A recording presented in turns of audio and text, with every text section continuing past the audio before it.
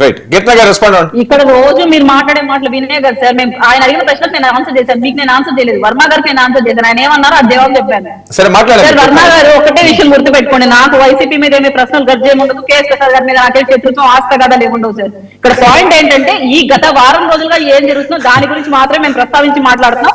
ఆ రగడ ఏదైతే ఉందో జనాలు ఏది చూస్తున్నారో దాన్ని మేము జర్నలిస్ట్ చెప్తున్నాం ఇక్కడ. అండ్ నేను అరెస్ట్ గురించి పవన్ కళ్యాణ్ గారు ఏం మాట్లాడలేదు అంటున్నారు. ఏం సార్ చెవులో ఇంకెవరు వినపడదా? ఏం కదా నాకు ఎంత పోసుకుంటారా వీళ్ళంతా? పవన్ కళ్యాణ్ గారు మొన్న కూడా చెప్పారు, మీ పర్సనల్ ఇష్యూస్ వల్ల నా కష్టాన్ని తినకండి అయ్యా అని రిక్వెస్ట్ చేశాను. నేను కష్టపడి పార్టీని స్థాపించుకొని ఇన్ని రోజులు నడుపుకొని వచ్చాను. మీ పర్సనల్ ఇష్యూస్ వల్ల నా పార్టీని నాశనం చేయకండి, దయచేసి మీ ఇష్యూస్ మీరు పక్కన చూసుకోండి అని క్లియర్ గా పవన్ కళ్యాణ్ గారు చెప్పారు. మీ నాయకుడు ఇలా చెప్తుంటే అమ్మటి అరగంట గంట అని మాట్లాడున్నాడు. మీ నాయకుడు అలా చెప్తూ ఉంటే ఆయన మొత్తం ఇప్పి చూపించుకొని ఉన్నాడు. కొంచెం ఆలోచించాలి మాట్లాడేటప్పుడు. పవన్ కళ్యాణ్ గారిని వేరే వాళ్ళని ఒకలా కలిపి మాట్లాడకండి. పవన్ కళ్యాణ్ గారు వాళ్ళ పార్టీ వ్యక్తులు తప్పు చేసి సస్పెండ్ చేస్తున్నాడు పార్టీ నుంచి. మ్యూట్కి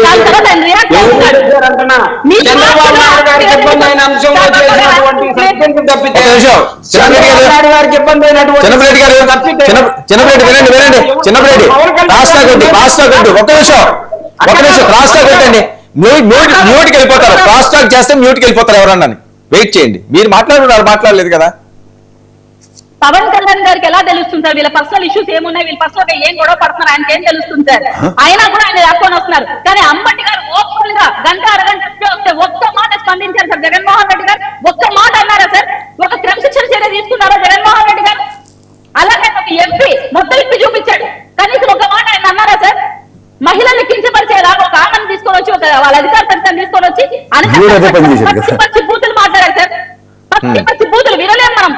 అనిత గారిని మాట్లాడింది నిన్న. అమర్నాథ్ రెడ్డి గారు వచ్చి ఆయన ఎక్స్ మినిస్టర్ ఒక హోమ్ మినిస్టర్ మేకప్ గురించి మాట్లాడుతున్నారు.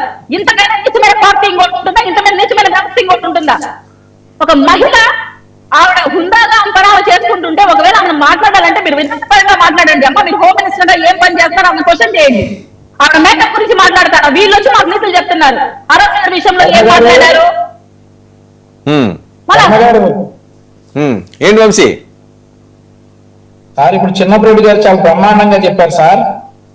అసలు కాపు అనే పేరే వాళ్ళు ఎత్తలేదట, అసలు ఎవరు ఎత్తలేదట. ఇదిగోండి సార్, ఇది సాక్షి టీవీ, సాక్షి పేపర్. సారీ క్లియర్ గా లేదు, ఇదేంటంటే సార్ సాక్షి పేపర్ డేటెడ్ జూన్ 16, 2026. కాపు యువకుడిది లాకప్ డెత్తేనా? ఆ తర్వాత జగన్మోహన్ రెడ్డి మాట్లాడినటువంటి డిబేట్ ఆ రోజు మాట్లాడినటువంటి వర్షం ఎవరు ఉంటే వినిపించండి సార్. చెప్పు, ఎక్కడెక్కడ కులం గురించి మాట్లాడారు? సరే సరే క్రాస్ టాక్ వద్దులేండి. చెప్పు సార్ చెప్పు. మరి ఏం పేపర్ సార్? పేపర్లు వేసారు అది గారు ట్విట్టర్ గారు చెప్పండి సార్. ట్విట్టర్ గారు మీరు చెప్పండి సార్. వింటాను, చెప్పు చెప్పు సో చెప్పు వింటాం. సరే సరే సార్. ఇప్పుడు కీర్తన గారు 1/2 గంట లేటుగా వచ్చారని అగ్గి మీద గుగ్గిలమయ్యాడు ఈయన. ఆయన ముందు నుంచి ఉన్న అసలు 1/2 గంట లేటుకే తట్టుకోలేకపోయాడు ఈయన, సమాధానాలు చెప్పలేకపోయాడు అడిగినవి.